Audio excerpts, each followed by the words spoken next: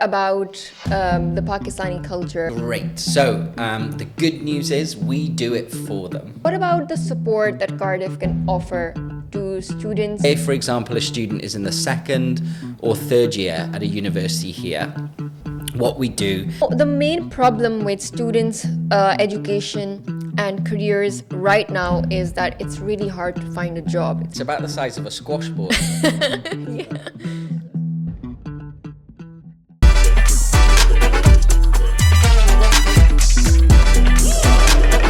Hello, Assalamu alaikum. My name is Shapaq Javed and I'm the host for this podcast at the Student Experience. Today I'm here with David Evans, who's the recent manager of Europe and South Asia from Cardiff University.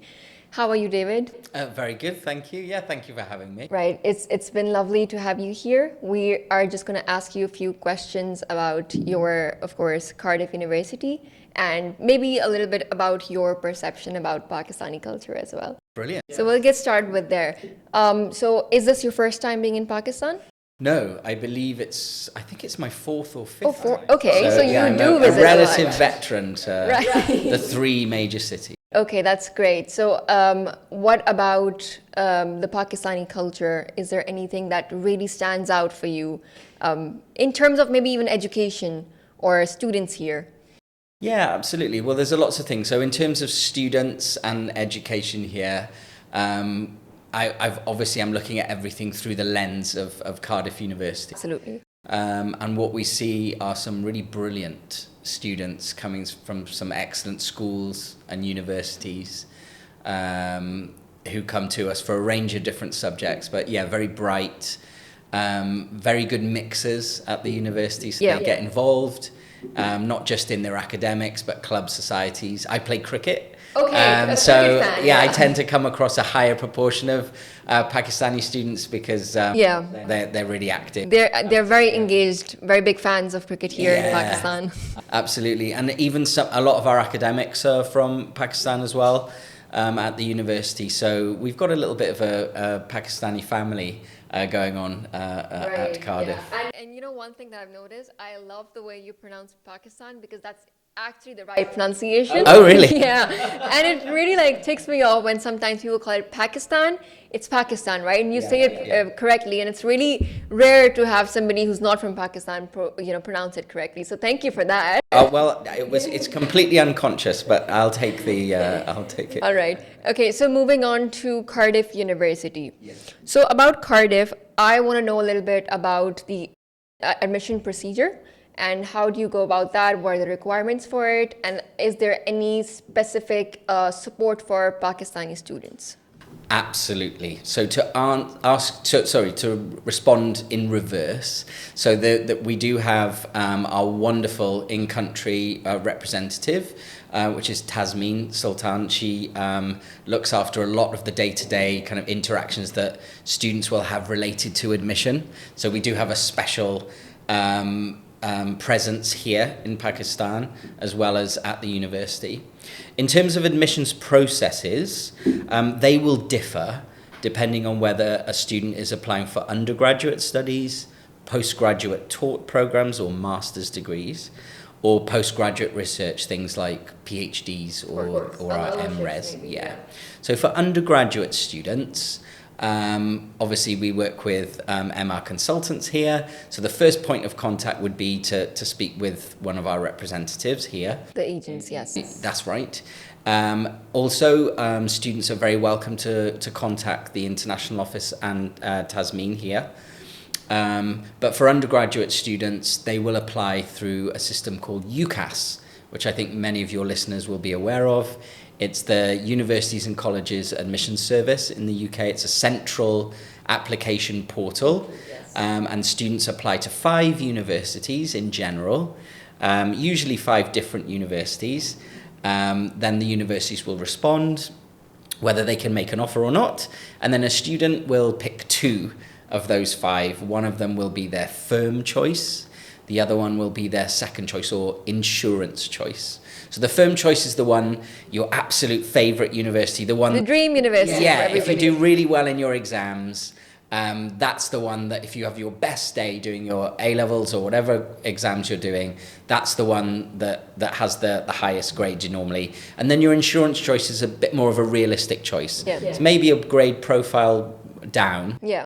Tariff points, maybe if it were 2 A's and a B, you'd go for something like an A and 2 B's or 3 B's, and pick them that way. So that's the undergraduate admissions process. Postgraduate at Cardiff University, you apply directly.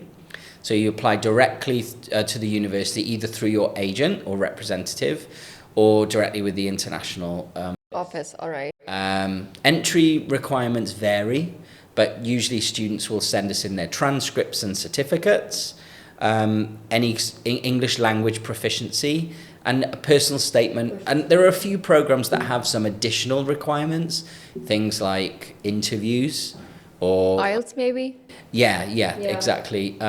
But what we're able to do is make offers the same as undergraduate. Either if students don't have all of the requirements, we can make something called a conditional offer. Yeah. If a student is yet to take their IELTS, for example, as you mentioned, we can make an offer, but on the provision that they achieve maybe a 6.5 or a 7 in their IELTS exams. All right. And then finally, we've got research programs. I won't talk a lot about them because the majority are undergraduate, postgraduate talk. These are more bespoke. So students will contact us with perhaps a research question. Yeah. They can contact an academic at the university directly because we publish all of our academics' profiles.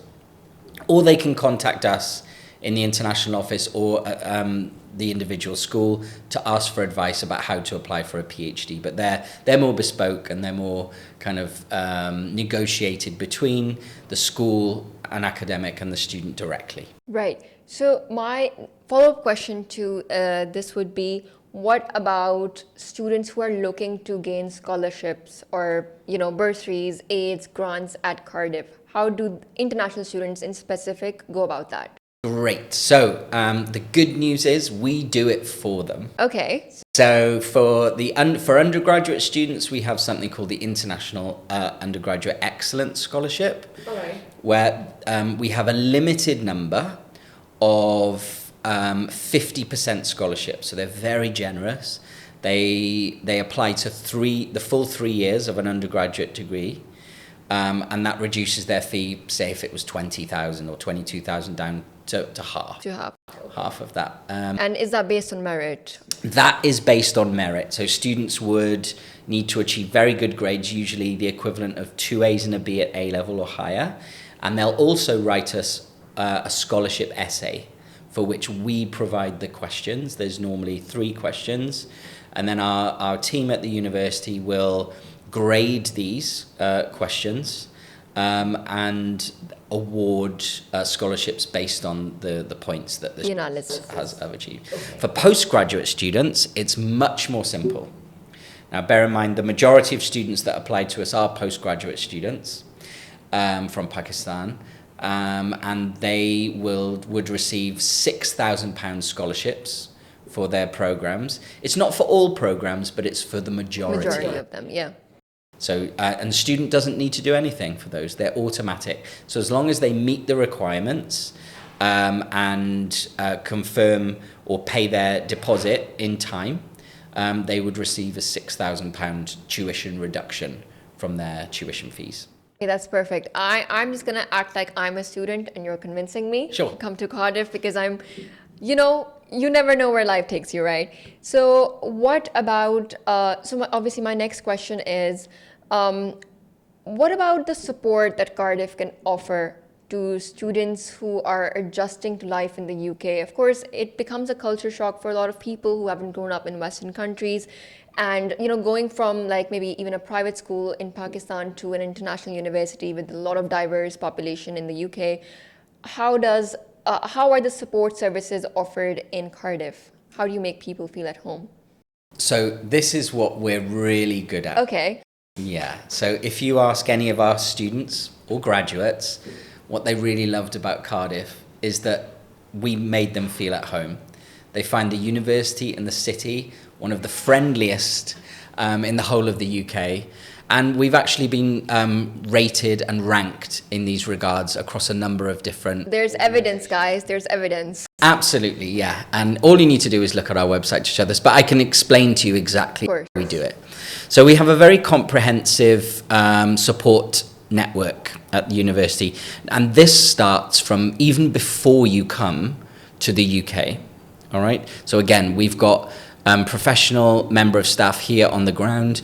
We provide a lot of pre-departure information, webinars, workshops.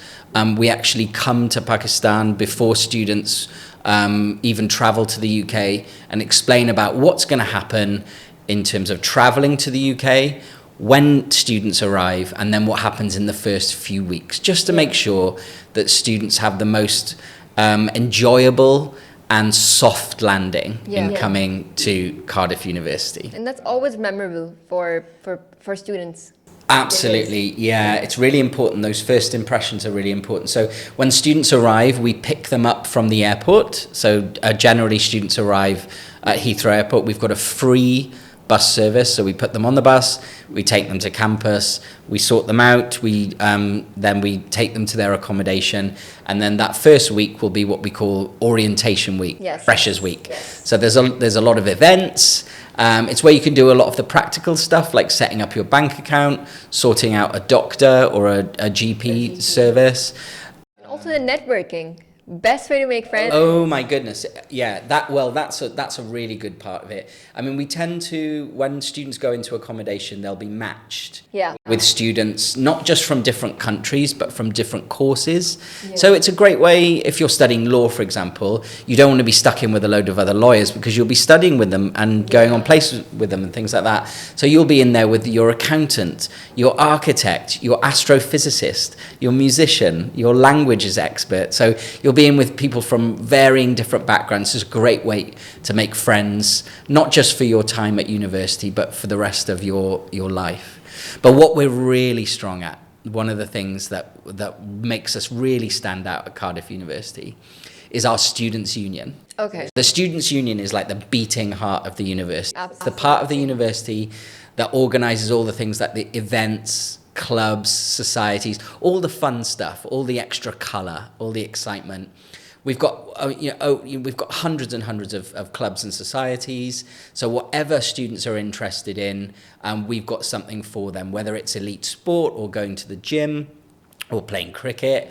And then we've got, of course, lots of clubs that are related to specific academic schools, like the Law Society, the Politics, the Debating Society, But then we've got lots of ones that are just for fun, just for meeting other people. Things like the Quidditch Society or the Taylor Swift Society. Okay, I'm interested. There you go. Yeah, so it's a lot of fun, and we've been recognised for that. And our Students' Union is ranked number 2. So out of all of the universities in the UK, 160, 170, we're consistently ranked in the top 5. I'm currently number 2. So we spend a lot of time, a lot of effort, and a lot of money on our students in making sure that they feel welcome of their lives, and not just welcome, that they really enjoy it. Yeah. Okay.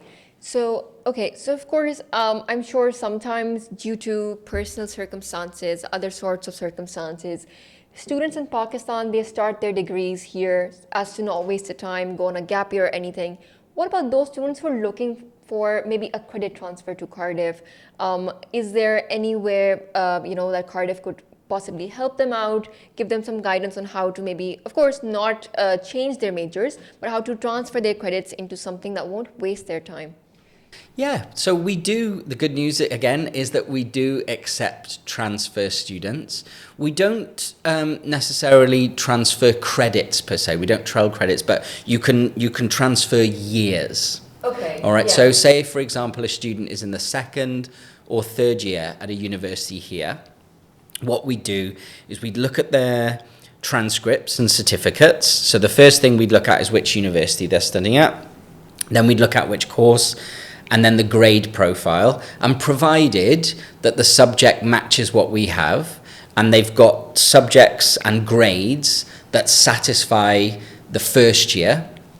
So say, for example, if a student was studying law, and they'd studied contract, tort, legal method or legal foundation in the first year here.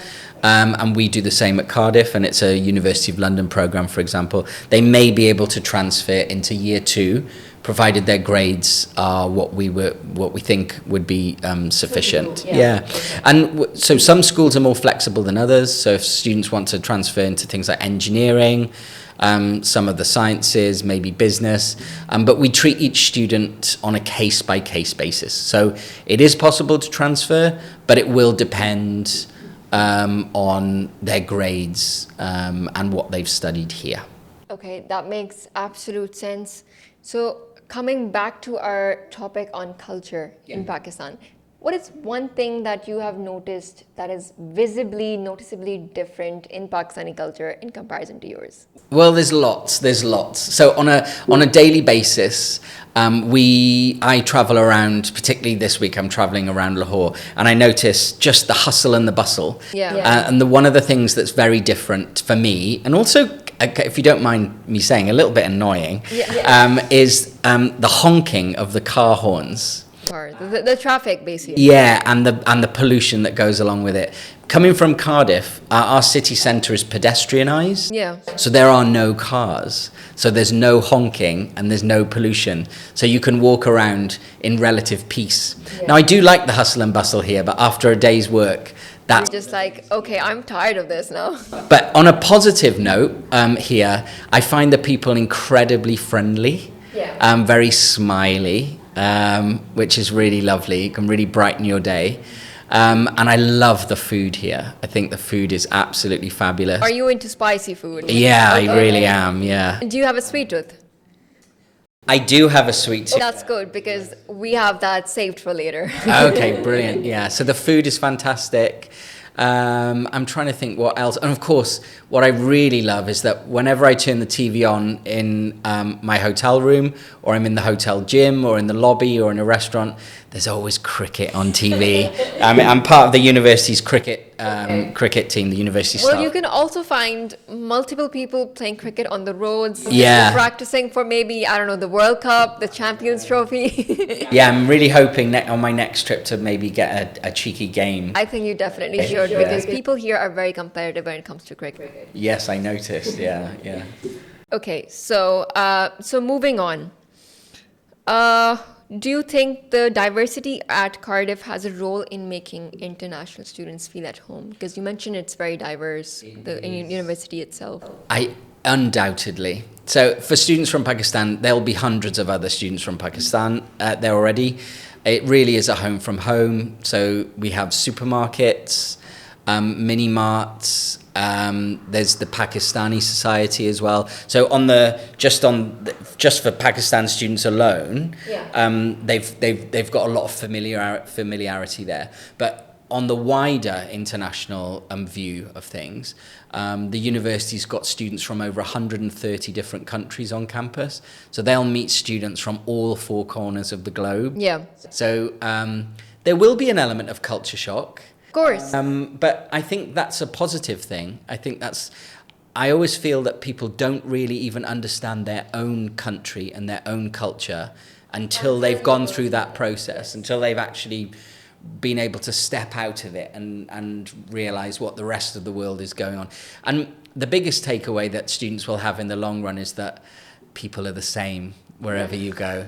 Everyone is the same. Absolutely. And I think, in my opinion, I feel as if sometimes, especially in my experience, when I met up with people there, I made some really, really good friends in Southampton. So, of course, I saw that there were people who were really overwhelmed by the UK in general. And, they felt as if their mental health was being a little bit compromised as well. And, of course, the support is always there. Yeah. However, it's just so hard being away from home, your family for the first time at the age of 18, 19, right? Especially when you're starting your undergraduate degree. You've never actually been away for so long. So does Cardiff have any mental health support services? We do. We have a very comprehensive mental health support system. So we have a system called Student Connect, where students can go anonymously. Okay. In many cases, they can either send a message, they can turn up to the reception, and they can just request certain assistance in whatever it would be. It could be mental health or counselling. And we have a drop-in centre as well where students can go and speak to a counsellor, and then if they need any additional professional help, we'll be able to signpost them to be able to do that. In a broader sense as well, we embed this in all elements of university life. So in the accommodation, you'll have residence life assistants. So if you've got any lower level problems, you can ask and speak to a peer. It's usually an older student. On your academic courses as well, you'll have a tutor, and you can speak to your personal tutor or academic tutor about any range of things that you're comfortable speaking to them about. Absolutely, yeah. Or you can speak to a trained member of staff. So we provide all of these different facilities depending on what the student wants. Yeah, sometimes students feel more comfortable speaking to a peer. Sometimes they feel more comfortable speaking to an academic or a teacher. Or in some cases, they'd rather speak to a professional. So we offer the full range, and we take this very seriously, the mental health and well-being of our students. Students, yes.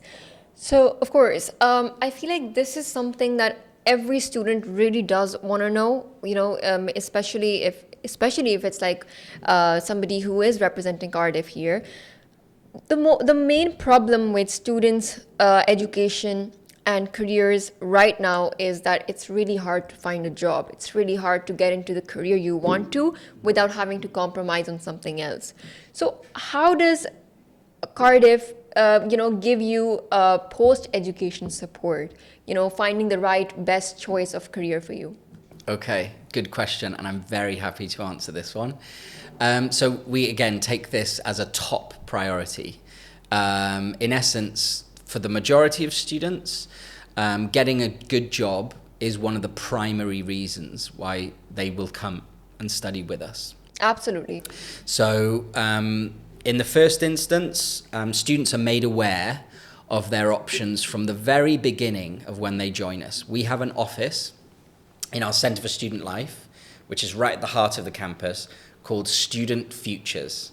So this is a reception area, a resource, an office that provides a range of different kind of skill-up workshops, sessions. They've got a lot of resources related to different industries, different companies, different organizations. They organize fairs, careers fairs, and they introduce our student body to the wider world. All right, and students can study things related to, formulating their CV or resume, writing a cover letter, interview techniques, and networking and things. All very important things. So that's a central system, but we don't just stop there. Each one of our schools, particularly in the programs that have a kind of vocational bent to them, things like law, business, medicine, these type, accounting, finance, computer science, we have teams within these schools as well, who introduce our students again to their networks of organizations, companies, and what have you. And I'm very proud to be able to let you know that we're ranked number 12 in the UK for career placement and employability. That's great. Yeah, because also there's another element to this as well, where a lot of our programs have industry involvement in them. That could be companies, organizations coming in and actually taking part in the curriculum. So delivering workshops, seminars. Our students may be going out and doing projects and field work. And we also offer the opportunity for many programs to do work placements. They could be 2 weeks, a semester, or even a whole year, yes. A professional placement year, which is very common. And students will often get paid for that year as well. So it's a really, really productive thing to do. And we would really recommend that. The students who do a professional placement year, on average, do actually get higher grades overall. And also, it's a great thing to be able to graduate and have a CV already with work experience on it. Absolutely, yes. Now, if you want to stay and work in the UK, you need to apply for something called the Graduate Route Visa, which is a visa which international students are pretty much all entitled to, and they apply for that after they get their final transcripts and before they graduate. And they can apply to stay for 2 years. in which they have time to search for the job of their dreams. All right. Years. And then if they've got a sufficient job that pays well and they're sponsored, they can convert that to perhaps a work visa to stay in the UK. So the last fun part of this podcast is, of course, the sweet treats, the Pakistani sweet treats, and we're Wow. getting you to try two of these. These are called gulab jamun, and that's barfi. Lab jamun? Gulab jamun? Gulab jamun. Yes, barfi. Barfi. Yes. Okay, So great. since you told me you do have a sweet tooth, I do. I would love for you to try this and tell us your thoughts. All right, which one should I go for first? I think you should go for the gulab jamun because that's my favorite. Okay, nice. It's about the size of a squash ball, isn't it? Yeah. I do like. Okay, let's give it a go. Okay? Yeah? Oh my goodness, yeah. It's cake essentially. Yes, it is, of course. It's lovely, and it's that honey I can taste. It's something that, I wouldn't say it's honey. Like a sweet something syrup. like that, yes, sweet syrup. Maybe caramel, Okay, I would give this a solid 8.5. 8.5. Okay, what's missing? Do you know what would be lovely? If it had a slight citrusy flavour, some sort of Okay, yeah.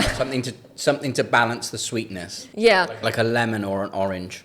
Okay, that's a very different take from what I thought you were going towards. But I love that because, okay, so we usually have these warmed up. So that's what makes them special right after dinner or something. The entire family gathers together. You know, we warm these up and then we have them. Okay, so the barfi. Okay, barfi. And it's got some silver colouring on it as well. It looks like fudge. It smells like condensed milk. Yes. Okay, you've got that part right. That's nice too. Yeah. I'm going to give this one a 7. Okay. I'll take it. We'll take it. This is something that's... I really like it, but I don't think I could eat a lot of it because it's very sweet. Yeah, nobody can. It's not you. Nobody can. We just take it. You know, we usually have these on like Eid celebrations. You know, maybe somebody's wedding, somebody's celebration. So it's just a way to celebrate. So this is what you you gather up people, you distribute in the community, and that's a front runner for our celebrations. It's lovely. It's like a very moist, lighter fudge. Yes. Okay, I'm really glad you like those. Delicious. Thank you very much. Thank you. Thank you so much, David, for coming on to this You're podcast. very welcome. No, and thank you for having me. Honestly, answering all of our questions so perfectly, exactly the answers we were looking for. Thank you so much for your time. Thank you ever so much. Thank you. Have a great day. You too.